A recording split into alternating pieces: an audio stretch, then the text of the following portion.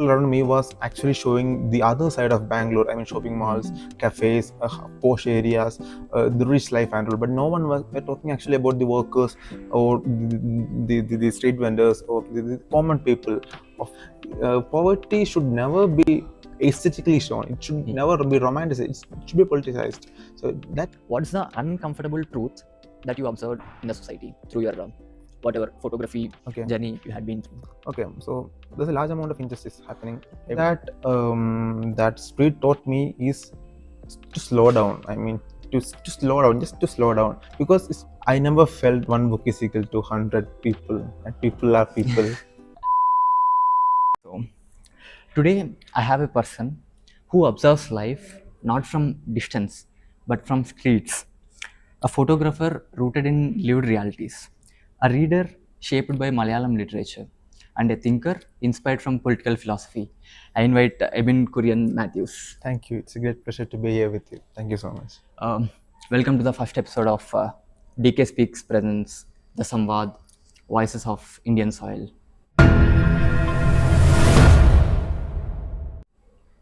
So, Ebin, we'll start the conversation with a simple thing and we'll go explore your interests in photography, political philosophy, and your literature interests. Okay. So, to start with, while I was going through your Insta page, I have found few pictures. Yeah, sure. So, I wanted to ask you about the backstory of pics. Okay, this one.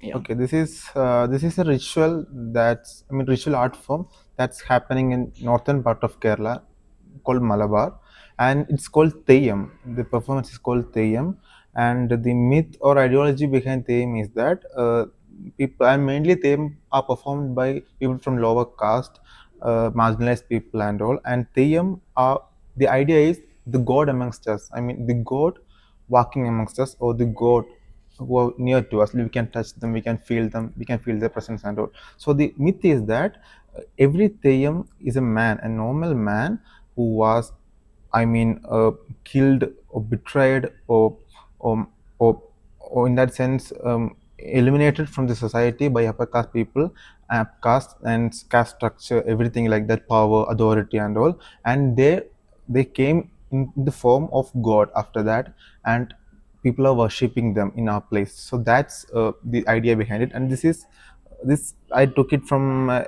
Tharwad. I mean, that's Kamballur Kotel Tharwad, and this Theyyam is Vishnumurthy Theyyam. Yeah, and that's it. I have been documenting it for almost last 1.5 years, and I'm still continuing with my project. That's interesting. So the next one I found interesting is this one. Yeah. And this photograph is from a beach in Kannur district, I mean in Kerala, Murupilangad beach, and it's a monument.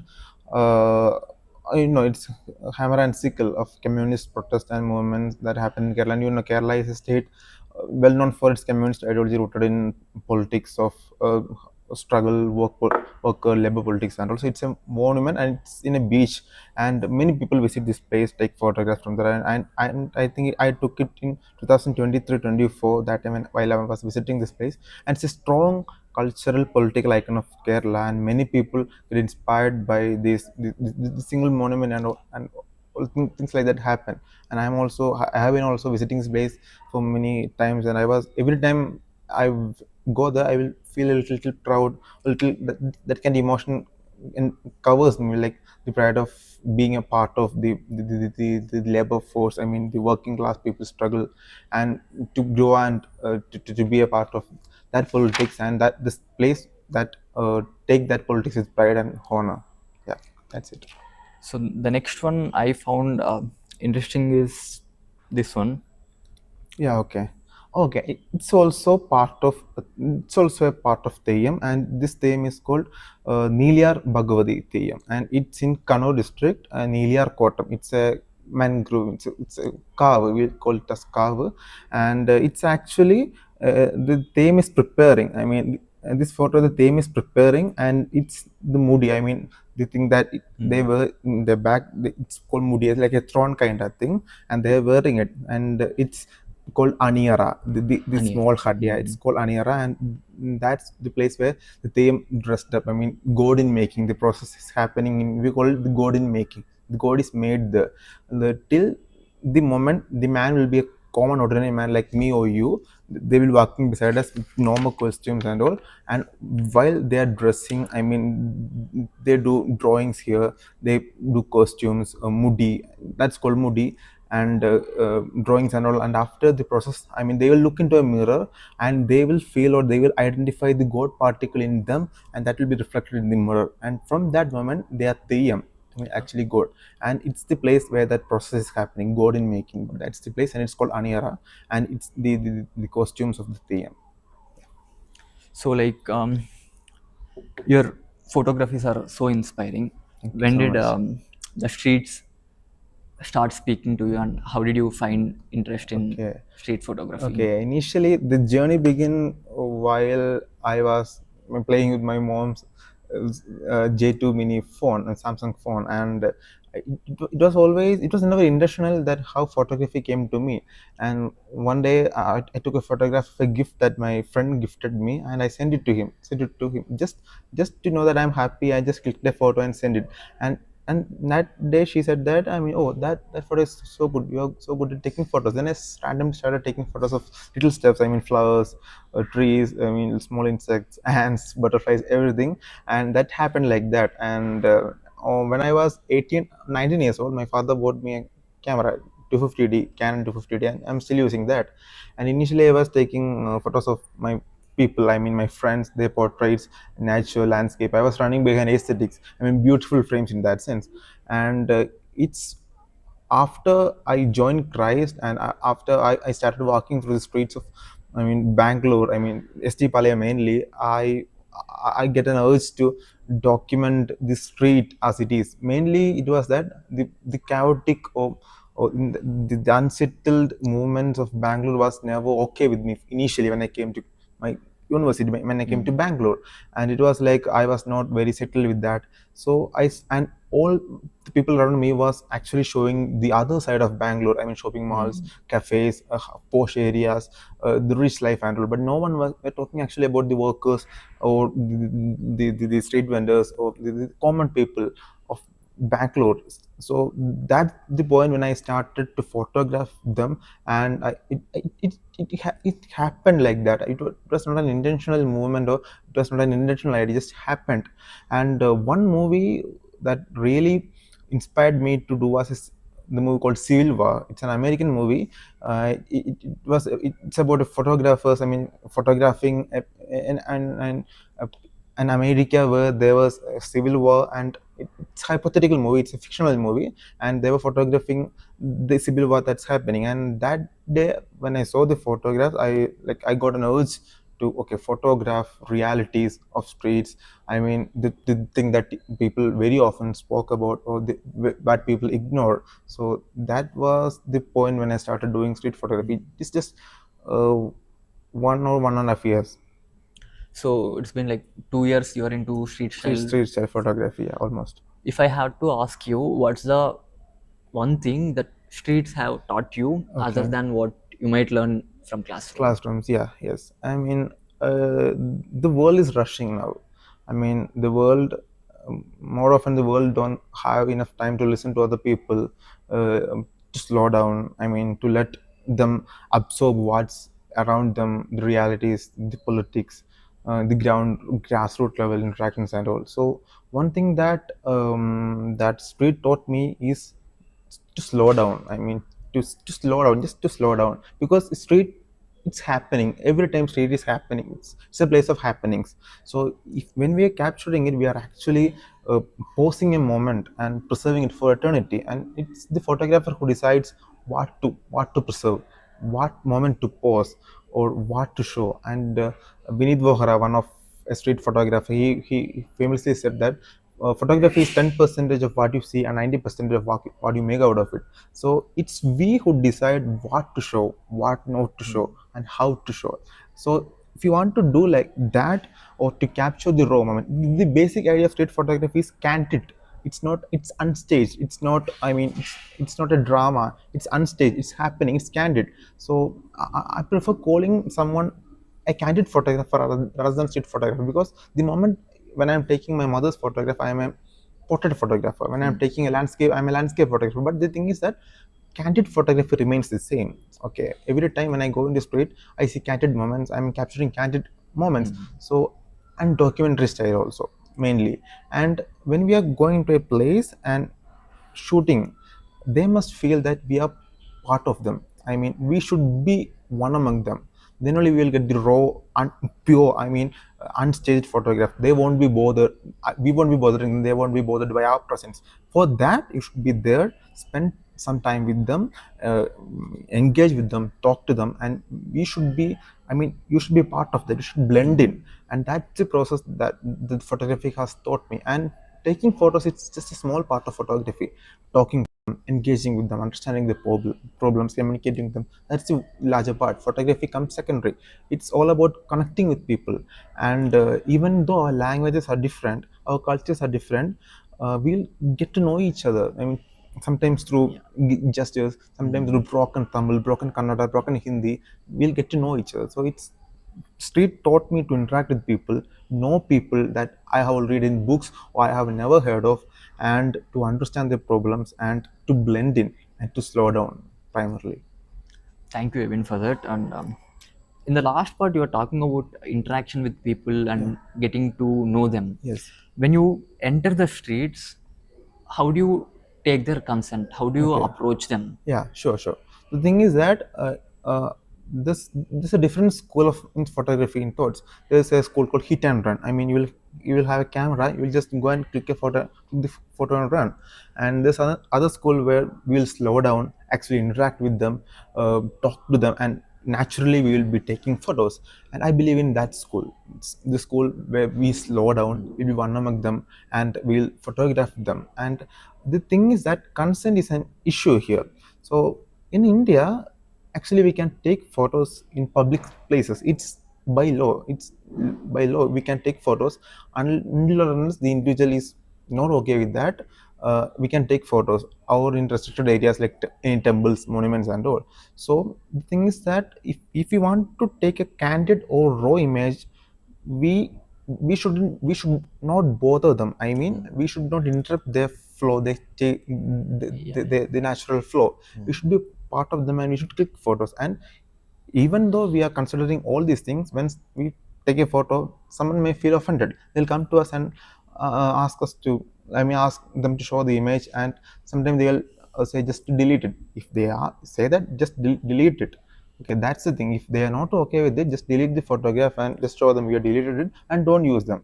And consent is one thing. And in street photography, I think consent matters, but not to an ultimate extreme. We can take photograph until or unless It's not bothering them. bothering them. Yeah. So, what would be your best experience that you had on streets? Okay, the best experience I had was last year. I mean, during October and November. October, I visited a small village near Kaveripatnam in Tamil Nadu. And I was initially, it was an unplanned journey. I first went to Salem and took wrong bus and came back to Bangalore route again. And I just, from a random, I mean, ignition, I just get out of the bus in a village called Kaveripatnam. And it's quite famous for that mountains and all. But from there, I started walking. Randomly. I was randomly walking, and when I reached near a primary school, I saw a teacher there. And I was asking for a lift. I was tired of walking and asking for a lift, and he stopped. And I just asked, I need any village near this place. I want to go and document that village. And he very happily he took me in his bike, and while traveling he told me that he was a PhD scholar who had done his PhD in road stones, and he was actually applying for universities, but now he was teaching at the primary school. And he took me to a village called Solur near Kavelapatnam. Solur. I don't think it's, you can find it in Google. I searched it, but I was not able to locate it after my documentation. So I went to Solur, that village, and I spent a whole day there. It was one of the best experience I had, and they were very accommodating, very understanding, very helpful people. Because the thing is that the PhD scholar took me there, and they know him, and I was introduced by him to them. So that made a connection. And initially, the first home I went was actually a home of a police officer who was part of that village, who belonged to the village. And he gave his grandson with me to took me to the Assist you. village. Yeah, and there was almost 10 to 12 kids following me. The 4 dogs following me. They took to me the paddy fields. I mean the cow, the kitchen, I mean gods, and all the cattle, everything. They took me to their temples, their sacred trees, their river. I spent almost a day there. And one very unique experience was that I fell into the paddy field. I was in mud, complete mud. And actually they gave me clothes. Actually they gave me, okay, to change, to bath. They gave me food three times. I think I almost drank 12 to 13 tea that day. Every home they'll give it. They'll make us feel home. That was one unique experience. I took some photos, documented their life, the kids, and all.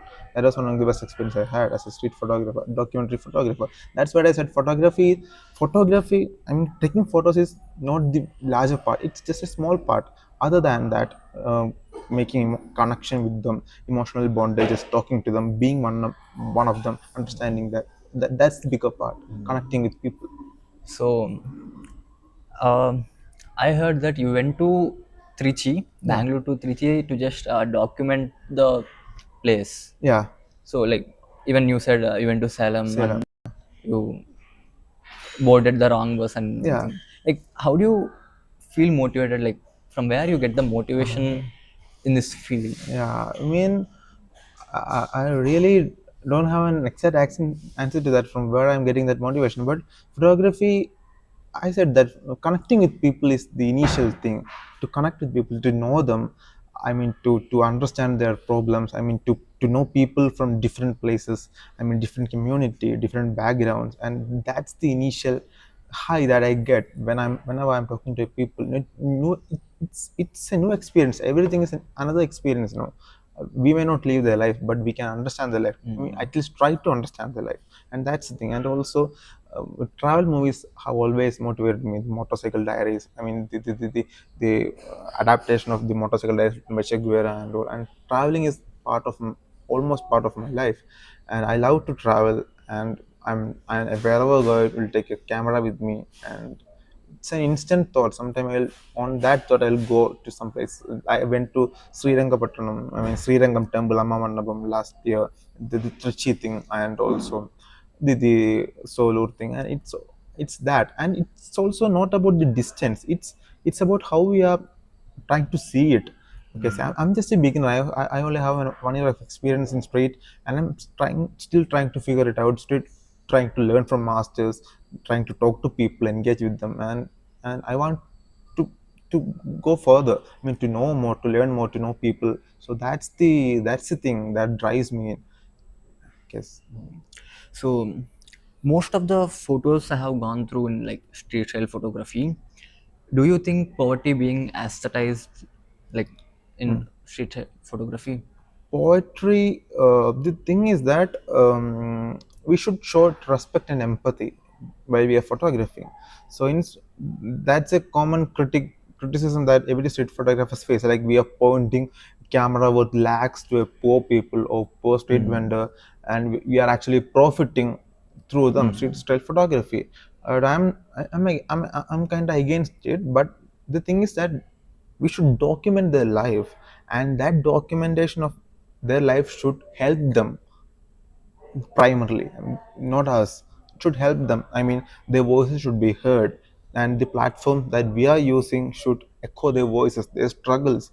I mean, their needs, their rights, their denied rights. So it should express. And poverty should never be aesthetically shown. It should never be romanticized. It should be politicized. So that's political. I mean, every art is political, and photography is an art, and it's political too. So we should show unheard voice. I mean, let echo unheard voices, show unheard sports, unheard people, their voices, their struggles. And we should do that, but in a respectful, dignified manner. Yeah. So I know you're like well versed in like you're interested in Malayalam Literature, literature yeah. and thing. So how does literature shape Yeah. your photographic skills? Photography skills, yeah. Literature and plus the subject I'm studying, sociology, they both combine the idea of street photography is inspired from the combination of both literature and sociology. The thing is that literature, the same thing, literature is an art. I mean, literature opens the door to the experience we are unknown of. I mean, the experience that we are not very particularly familiar with. So it opened door to the lives of other people, their struggles. I mean, their likes, the thing that they face, their dreams and all. So it echoes their ideas, their thoughts, and we are traveling with them.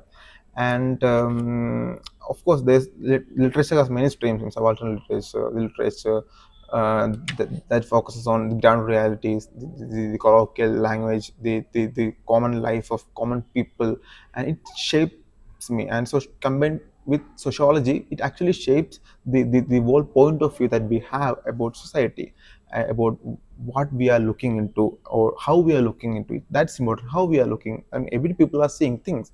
And the difference is that how we are interpreting things. I mean, the realities of the world. So literature actually shapes it. Literature guides. It gives that intellectual building of the base. I mean, to pursue photography in more, I mean, documentary style manner, to being able to capable of showing their lives, the struggles and all. So we need a literature back. It's not mandatory. I I had get that that. exposure, so it's helping me, and it's not mandatory, and it will help others too if they are used with it. We read literature, photo books, especially the photo books of the masters in photography. I mean, their work, how they are approaching photography, and their style and all. But initially, it's coming from practice. I mean, how we are practicing it, and it will shape. It will shape. We may think that we are taking instantly, or we may unknowingly, but that unknowing clicking or capturing of an image come from a background of our understanding or our idea of art, photography, or the realities of life, and it's coming from literature, learning, understanding, experiences. So your title frames by EKM Yeah. for your work, is there any significant meaning attached to, like, how do you perceive the name frames by EKM? Yeah, frames by Cam. So frames by Cam it's not that planned name or title of my work. It's just that it's my frame, that the frame I am preserving, or the frame I am trying to show to the people, and it's my unique frames. And every photographers have the unique styles.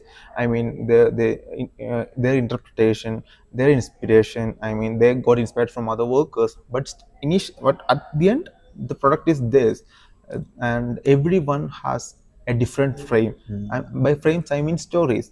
So it can tell stories by game. So every frame tells a story, and the story is shaped or constructed, composed by the photographer, and it's interpreted by the viewers. So that's what I'm showing. So it's my story, my idea of places of photography, and the thing that I want people to see and to be heard.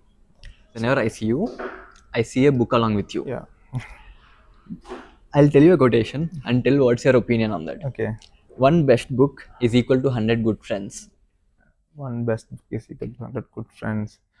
The thing is that I am actually, I won't read book all the time. I mean, whenever I am free or I don't have a people to talk with, I will be reading. I mean, I will be using that time. But most probably, I will be talking to people only. And I don't think one best book is equal to 10 good people. 100 people have 100 stories to say, 100 emotions to express, 100 ways of living, 100 ideologies, 100 narratives. And it's always people that comes first.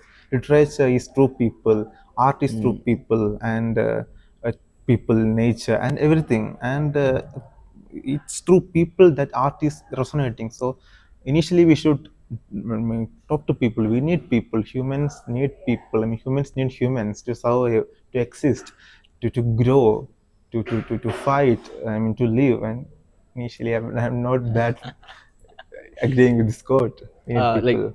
did you feel any? one book Okay. that was equal to 100 good friends. Oh, Like whenever you completed a book, okay. you might have felt that this book is equal to 100 people. I may like the book, I may have great opinion on a book, and it may shape my idea, reality, the way I approach reality or acknowledge reality. But I never felt one book is equal to 100 people, and people are people. Okay. So like how many books you might have read till Right? now?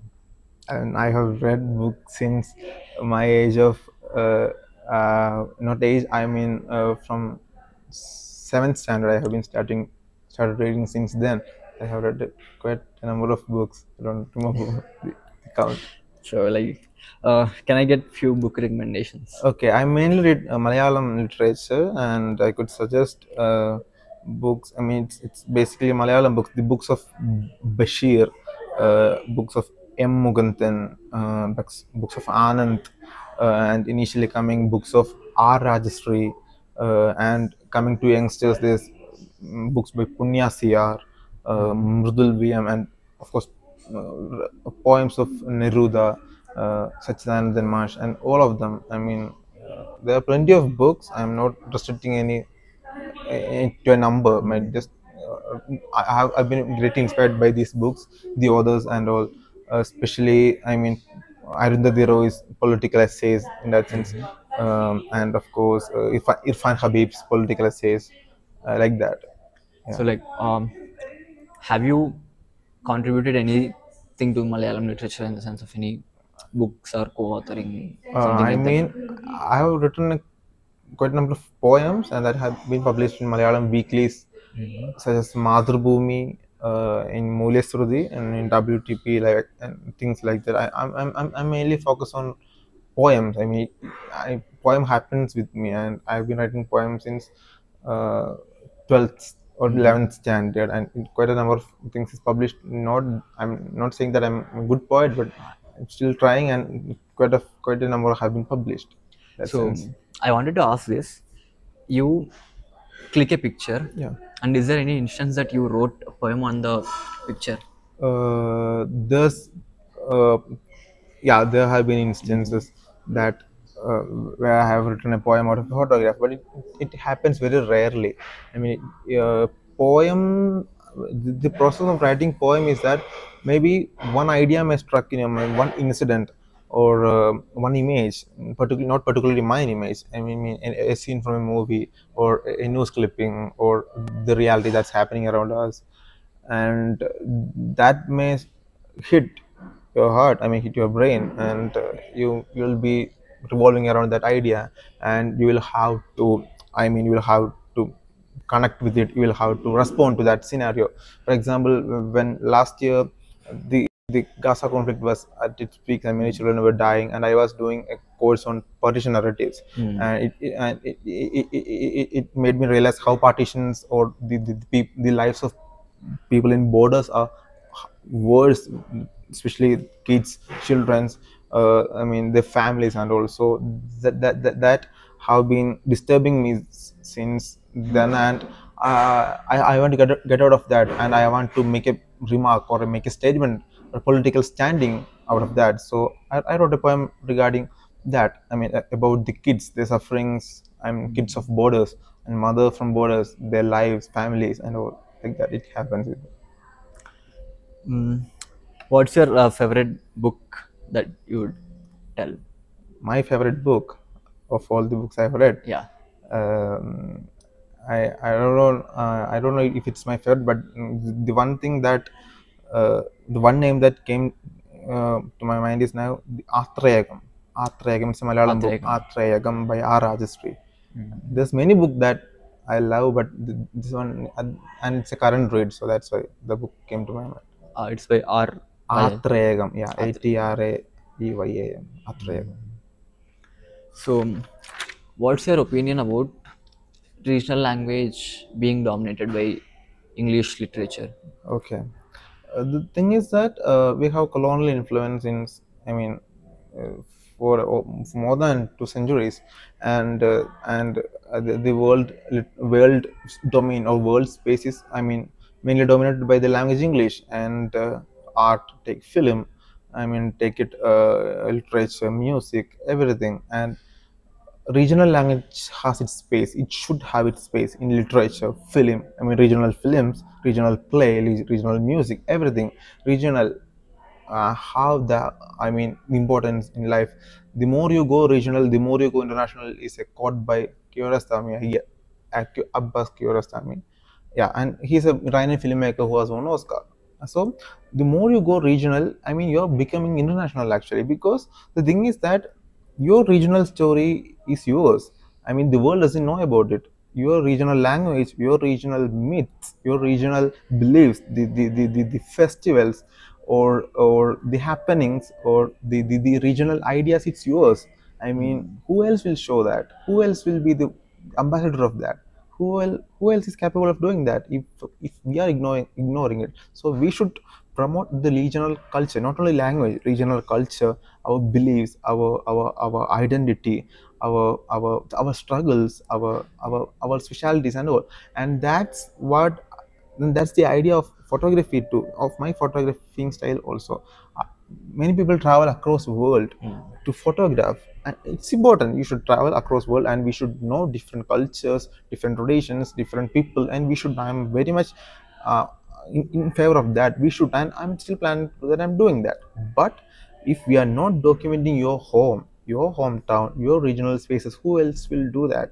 And our story is unique, and the story of our place, the photographs of our place, the documentation of our place is unique, and we should be capable of doing that, and we should do that at any cost. So recently, I had documented a place. It is Penugonda, Ah, second capital of Vijayanagara which is Empire. that I'm there. So I went there and I documented. I tried to document the place. Yeah. I used English to narrate the stories, Okay. and people criticized me of using English.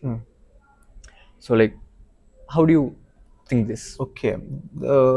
So actually, you are trying to show that region to a larger audience.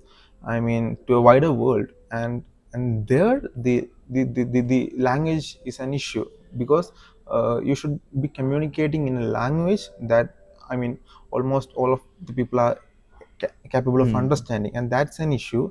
And we are trying to do that. I mean, we are trying to bring up our story to a larger audience, and in that sense, we should be doing it in a language that is more appealing to larger population. But also this, and this, we can use the technology of using subtitles. We can use subtitles. If you're, even if you're shooting in Yeah. Kannada, we can use subtitles and generate it in English, and that will be also, I mean, appreciable for the other larger audience also. So there's many ways, and it's up to the content creator and to use what language, or how to deliberate it, how to put it to the wider audience. It is our India's culture heritage.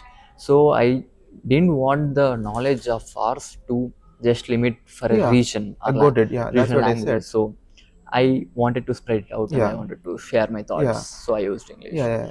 And moving on, what's the uncomfortable truth that you observed in the society through your whatever photography Okay. journey you had been through? Okay, so there's a large amount of injustice happening every day, every place, regardless of time. I mean, culture, society. There's a large, and the large part of that is unnoticed, or the voices are not spread across, or are not echoed, and that often disturbs me. And also, I mean, whenever I take a photograph of a place or a people or a community, or document them, after that, I'm actually not capable of helping them with that now currently, and that disturbs me most. Whenever, I mean, as an artist or as an aspiring artist, the thing is that art should initially help people. I mean, support them. I mean, take them forward and make their life a little more easier, and give them visibility, and make them to the center, or make them more powerful or empowered. But often, I mean, more of the time, I'm not able of doing that. I'm not in that stage now, and many people who are in that stage are not actually trying to do that also. So that's a disturbing truth. I mean, and also people are being neutral in their standings now. I mean, artists, I mean, maybe photographers, filmmakers, poets, musicians. I mean, artists. I mean, art should resonate the voices of people, and we should have a stand. I mean, we should be with the people who are being oppressed by the oppressor, people who are be marginalized in a society where the majoritarian rules are, I mean, applicable, or they are implying it, or they are forcefully making the other minority people being obeyed to that rules. So we should be able, or we should be in a position to stand with the people who are being oppressed and stand against the oppressor. So that's not happening in a larger sense, and that's disturbing me. I mean, the opposition voices are not heard, or they are restricted, or they have no space in today's larger politics, and that's disturbing. So, in this sense, whatever you have said, what's your future views? Like, what are you going to do in this sector, like in this matter of fact? Okay, the thing is that through photography, we can actually document the lives of people that are being ignored by the society, or I mean, that have no space in society. And for example, many war photos have I mean, drastically changed the trajectory of a war itself. The Afghan war, I mean, the Vietnam war, that photo of a naked girl running, and all these photos have changed the world, or world narrative. And in Kerala, there was an endosulfan disaster that happened in Kasaragod district of Kerala, and the photographer Madhuraj's photo actually in the court of law, that photographs were used as an evidence of the I mean, the casualties caused by endosulfan, and and ultimately endosulfan was banned in usage. So photography has that power. I mean, if your photos are strong enough, I mean, that can change the life of people. I mean, there's E.W. Eugene Smith, and he's a photographer, American photographer, if I'm not wrong. And he went to Japan to capture the life of the people that have been suffering from the wastages of factory. And the Timothy Bat is a very large example of that kind of narrative, where a photograph can actually change the life of people in a very positive way. So I should be able to do that. I mean, when I'm going forward, I should be able to do that. My photograph should do that, and every art has that political calling, or that political responsibility to to empower people, or to be with them, and to take them forward in that sense. I know you will be definitely in that position, and you'll be a lot Hopefully, contributing in this sector and doing well to the society. hopefully. So, if you had to describe yourself in three frames, one photography you took, one book, and one political ideology. Okay, one photograph I took. I maybe the photo. The one thing that actually came to my mind is that the one I took from Solo. It's a photograph of actually four three boys. I mean, gazing into a river for catching a fish, and that photo is a documentary style photography of the life of the kids of that place. And the one book that almost defined me, or that almost changed me, was that of Che Guevara, the Motorcycle Diaries. And one ideology, One political political ideology, ideology left always. left. So, this left ideology as like inculcated in you because of the region you are from or the stories you have been through. O- Okay, I mean, I'm from a place where this ideology is prominent, still prominent in practice. I mean, left, not the political party, or not in that sense, political organization, not the ideology in practice, the ideology of left. I mean, being with standing with the oppressed people, the marginalized, giving space to them, giving space to differences, diversity, and all. But my family background is quite different, and the political ideology or political formation, or the political inclination of my family is little right. I mean, in that sense, almost Congress, INC, International Congress setup. But so it's not my upbringing that made me to align to this ideology. It was mainly my readings during the COVID era. I mean, during that phase, I started to read a lot political essays or political novels, or I started uh, researching or started to understand historical movements and the realities of the world. So then I realized that there's a lot of injustice around us, and it should be questioned, and it should be covered. I mean, it should be eliminated. And I thought the only way to do is through, I mean, by the process of standing with the oppressed people. And I mean, the left ideology is best suited for that, to being with the oppressed, and it should be like that. I mean, left should always be with the oppressed at any cost. So, if your life is a photograph, Yeah. what would it? What would its caption be? What would caption be? Wow. I mean, what would be caption be? I have no idea. I mean, raw, intense, something like that. It should be raw. It should be raw. I mean, truthful. I mean, it should echo the voices of people, or the unheard voices, the unseen narratives, and people who should be in the limelight, who have been marginalized or oppressed. One caption. One caption. One caption. Yeah. Like I have been through your Yeah. Insta or like pics, and the one thing that attracts me is the captions that you put. Everything has some depth meaning in it. Yeah, got it. So, what do you think your caption would be? Okay, so I mean, it will be slowing down to be one among them. Slowing down to be be one. one among. So, I have two questions left with your interest of photography. Yeah. Who is your most favorite photographer, or who inspires you a lot? Yeah, I mean, there's a couple of photographers who actually inspired me, or the work I've been looking as reference or reference text material. And Henry Cartier-Bresson is one among them. Then the Alex Verb, Elias Erwitt, and Bruno Barbie. And from India, there's the master Raghurai and Raghubir Singh. He's a genius. And currently, there will be Vinit Vohra in that sense, and Navin Vasta. These are all the photographers that have been inspired by. I mean, I think as masters of this art. So, like, how do you describe your works? Carefully composing or capturing the moment? Capturing the moment. Yeah, that's it. That's candid photography. Capturing it. The essence, the raw, the intense, or the most truthful scenario, the scene, this street.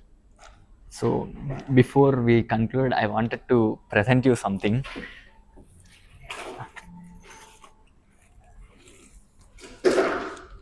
A small Thank you so much, man. Thank you so present. much. Thank you so much.